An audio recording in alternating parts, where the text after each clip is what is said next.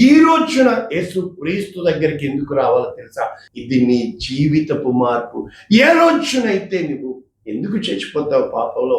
ఒక్కసారి నీ పాపము నిన్ను నీ బిడ్డలని ఏలుతుంది.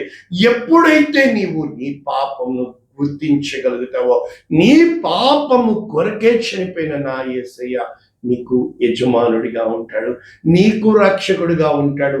కారణము, పాలిచ్చే నా కోసం పెంచుమని ఫరో కుమార్తె మోషేని యోకెబెతు చేతిలో పెట్టింది.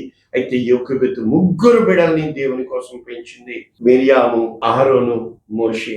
ఈ రోజున నీ బిడ్డల్ని దేవుని కోసం పెంచాలి అంటే మొట్టమొదట నీ జీవితం మారాలి. నీ జీవితం మారకుండా అది సంఘం అయితే ఎందుకు, అది లేకపోతే ఏదైతే ఎందుకు? మొట్టమొదట నీ దగ్గరికి వస్తున్న వారికి నువ్వు దేవునిగా అనగా ఆయన యందు దీర్ఘశాంతము, ఆయన యందు దయాళత్వము, ఆయన యందు సమాధానం లేకుండా నీవు ఏది చేసినా కూడా పైకి దేవుడు కానీ నీ హృదయంలో లేడు. కారణం, నీలో సమాధానం లేదు.